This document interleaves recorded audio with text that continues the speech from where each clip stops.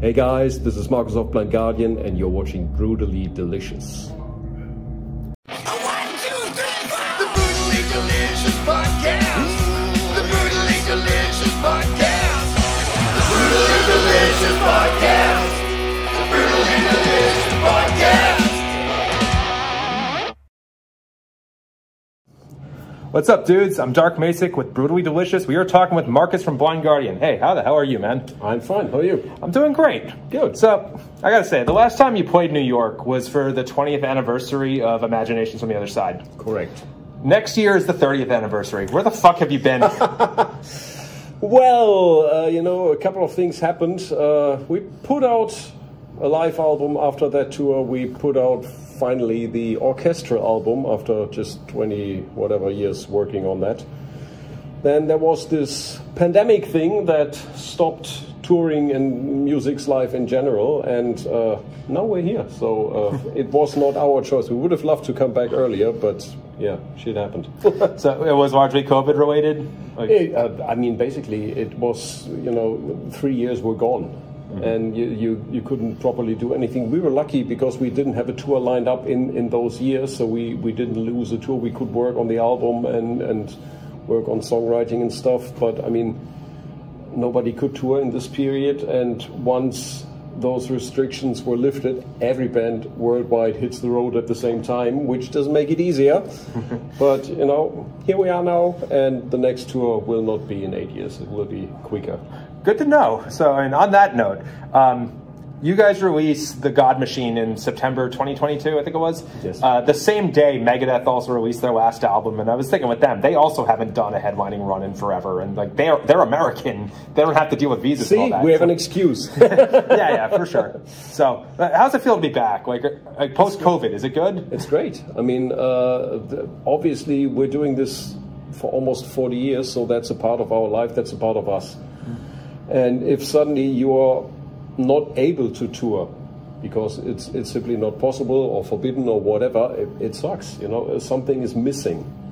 And once we were able to hit the road again, we immediately did. You know, we had this anniversary tour for the Summer Far Beyond album, which was originally planned for 22, which we had to. Yeah, that one. Which we had to postpone due to the pandemic. So as soon as gigs were possible again, we immediately hit the road doing festivals in Europe.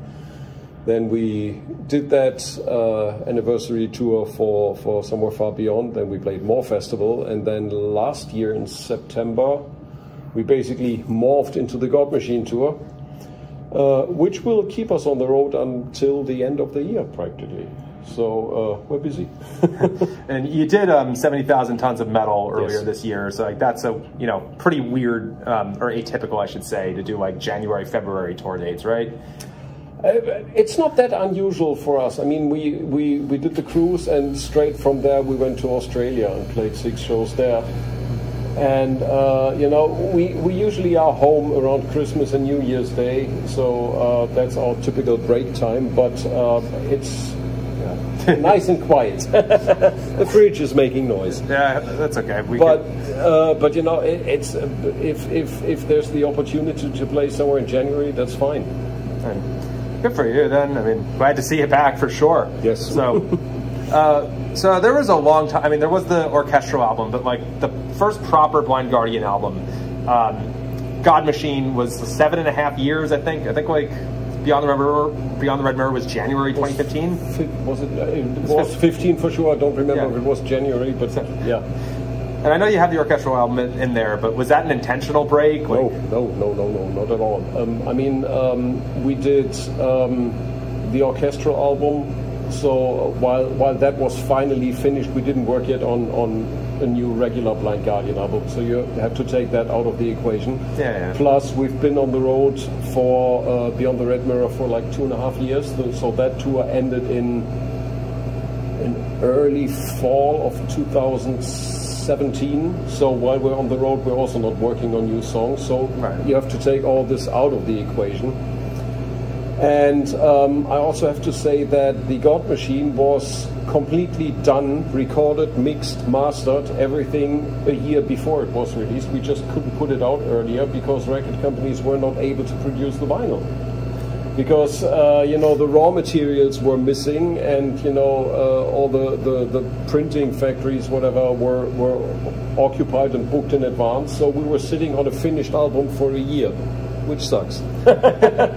But that was definitely not our choice. We would have loved to put out a new album way earlier, and I hope, and I'm very optimistic, that the next album, whatever that will be, will come out earlier. So it's not going to be another 8 years or something.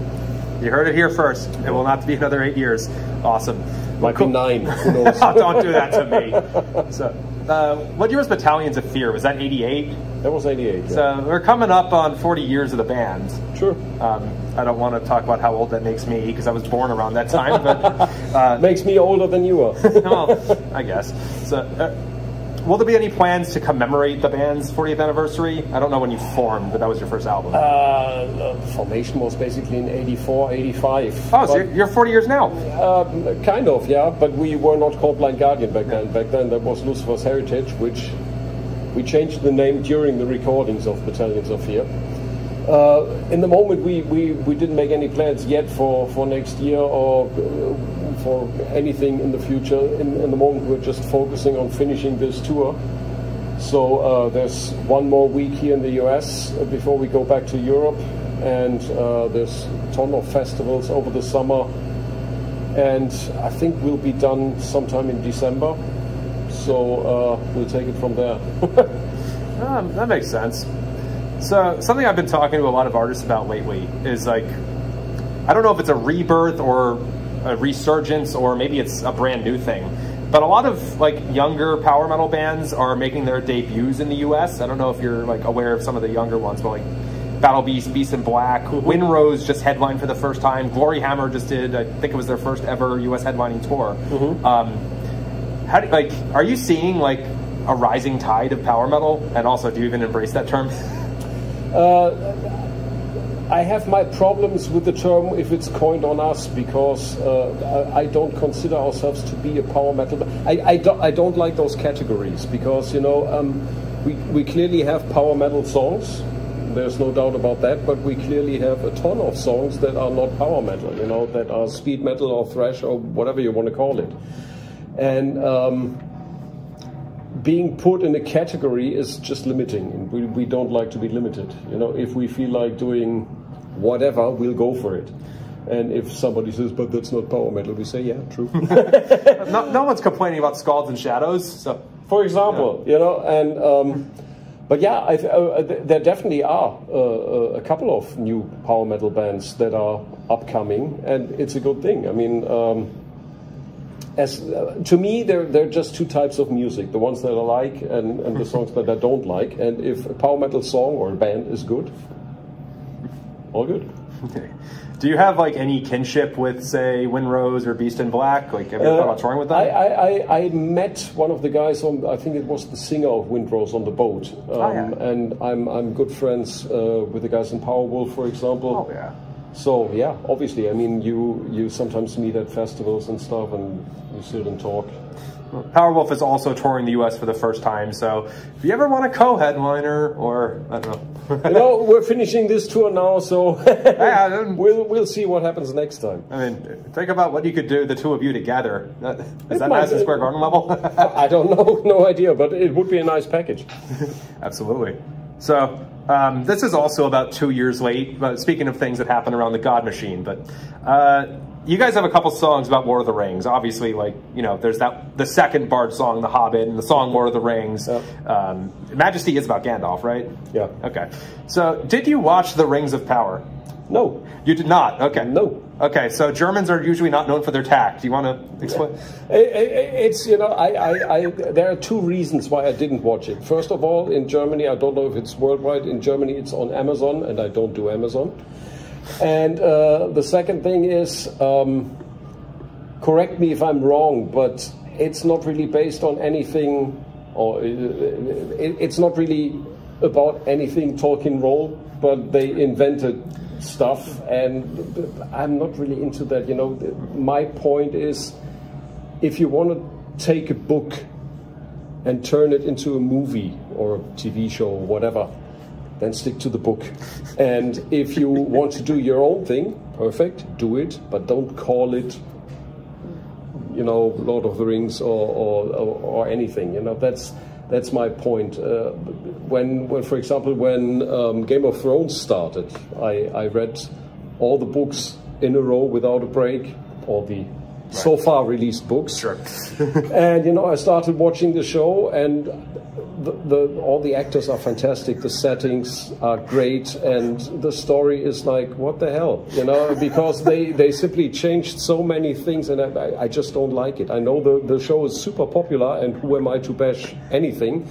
I'm not bashing it, I'm just saying it was not for me, because I was sitting there like watching an episode, it was like, wasn't that supposed to be different? Aren't you supposed to be dead, and shouldn't you be there, and what the hell is going on?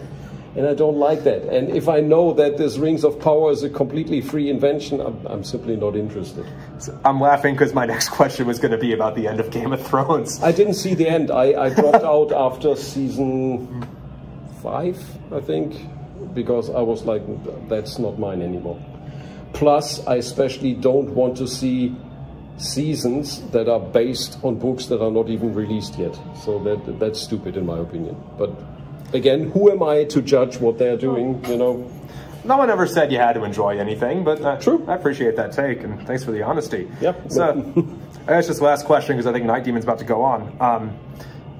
I'm not sure when the songwriting for the God Machine happened, but for sure, like, COVID has to have affected everyone's lives. Of course. I don't know what it was like in Germany. Here in the US, it was pretty devastating.